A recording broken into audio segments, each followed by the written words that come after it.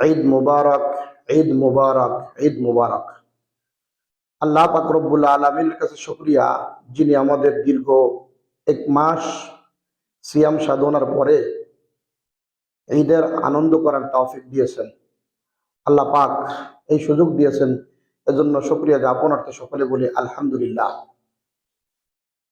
পৃথিবীতে যত জাতি আছে, প্রত্যেকটি জাতির জন্য আনন্দের দিন আছে, কিন্তু মুসলমানদের আনন্দের দিন, উৎসবের দিন আর অমুসলিমদের উৎসবের দিনে কিছু আনন্দের ব্যাপারে পার্থক্য আছে। মুসলমান আনন্দ করবে, তাদের আনন্দের ভিতরে আল্লাহ পাক রব্বুল আলামিনের সন্তুষ্টি থাকবে। আর অমুসলিম যে আনন্দ করে, তাদের আনন্দের ভিতরে আল্লাহর সন্তুষ্টি থাকে না। আমরা মুসলমানরা যখন আনন্দ করব, তখন সবসময় খেয়াল রাখবো যে শরিয়ত মোতাবেক আল্লাহর হুকুম অনুযায়ী হালাল পন্থায় আনন্দ করব, শরিয়তের ভিতরে থেকে। শরিয়তের বাহিরে যে যদি উৎসব করি, আনন্দ করি, সেটা আর মুসলমানদের ঈদ থাকবে না, সেটা তো ওয়াইদ হয়ে যাবে, ভীতির বিষয় হয়ে যাবে, পেরেশানির বিষয় হয়ে যাবে, চিন্তার বিষয় হয়ে যাবে, গুনাহের বিষয় হয়ে যাবে। এটা আমাদের খেয়াল রাখতে হবে। আমি মিডিয়াতে দেখেছি কিছু ভাইয়েরা গান বাদ্যর মাধ্যমে ঈদ উৎসব, ঈদের শুভেচ্ছা জানাইতেছেন বিভিন্ন ভাইদেরকে, বন্ধু বান্ধবদেরকে। এটা তো অমুসলিমদের কাজ। নবী করিম সাল্লাল্লাহু আলাইহি ওয়াসাল্লাম যখন মদিনায় গেলেন, তখন দেখলেন যে ইহুদিরা এইভাবে ঈদ উদযাপন করতেছে, গান বাদ্যর মাধ্যমে, মেলার মাধ্যমে, বিভিন্ন গুনাহের মাধ্যমে। তারা যেটা করে এটার মাধ্যমে, এটা তো ইহুদিদের কাজ। আর নবী সাল্লাল্লাহু আলাইহি ওয়াসাল্লাম, মান তাশাব্বাহা বিকওমিন ফাহুয়া মিনহুম। নবী করিম সাল্লাল্লাহু আলাইহি ওয়াসাল্লাম ইরশাদ করেন, যে ব্যক্তি যেই জাতির মতো কাজ করবে, সে ওই জাতির অন্তর্ভুক্ত হয়ে যাবে। আমরা মুসলমানরা যদি গান বাদ্যর মাধ্যমে ঈদ উদযাপন করি, তাহলে আমরা তো ওই দলের অন্তর্ভুক্ত হয়ে যাব।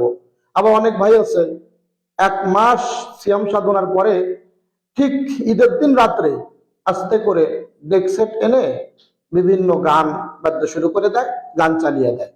এটা তো মুসলমানদের ঈদ উদযাপন করার পদ্ধতি না। আমাদের ঈদের ভিতরে কি থাকবে?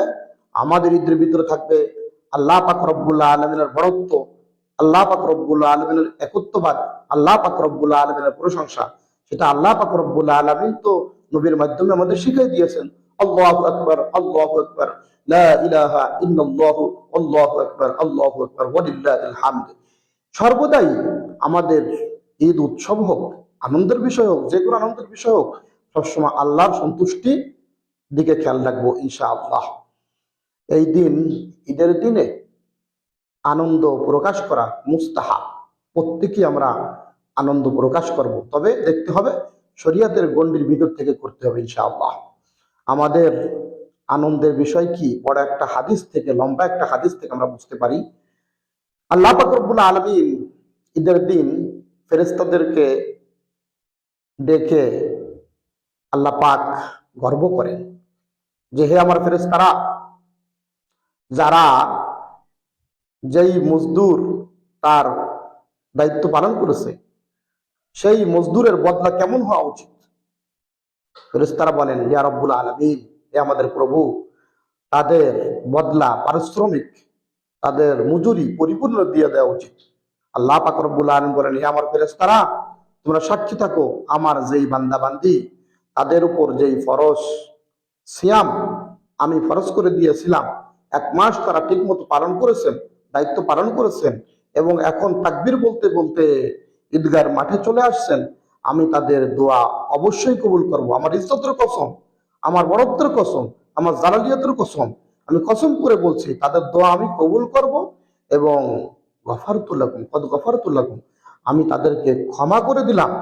নবী করিম সাল্লাল্লাহু আলাইহি ওয়াসাল্লাম বলেন যে, এভাবে এক পর্যায়ে কি হয়, তারা ক্ষমা নিয়ে ঘরে চলে যায়। শুধু তাই না, আল্লাহ পাক রব্বুল আলামিন এটাও বলছেন যে, শুধু ক্ষমা করলাম না, তোমাদের গুনাহগুলো, যে গুনাহগুলো আছে, এই গুনাহগুলো পরিবর্তন করে এই জায়গায় নেকি লিখে দিলাম, নেকির দ্বারা গুনাহগুলো পরিবর্তন করে দিলাম। আর এভাবে ক্ষমা নিয়ে তারা ঘরে চলে যায়। এক পর্যায়ে নবী বলেন, ক্ষমা নিয়ে সবাই ঘরে চলে যায়। তা আল্লাহর কাছ থেকে ক্ষমা পাওয়াটা এটাই হলো সব থেকে বড় আনন্দ আমাদের ঈদের দিন। সুতরাং এই জন্যই আল্লাহ পাক রব্বুল আলামিন 2 রাকাত ওয়াজিব নামাজের ব্যবস্থা রেখেছেন, যে আমরা নামাজের মাধ্যমে আল্লাহকে খুশি করব। আর আল্লাহর খুশিতেই আমাদের খুশি, এটাই হলো আমাদের ঈদের সব থেকে বড় খুশি। আল্লাহ পাক শরিয়াত মোতাবেক আমাদের প্রত্যেকটি আনন্দ, প্রত্যেকটি হুকুম পালন করার তৌফিক দান করুন। আসসালামু আলাইকুম রহমতুল্লাহ।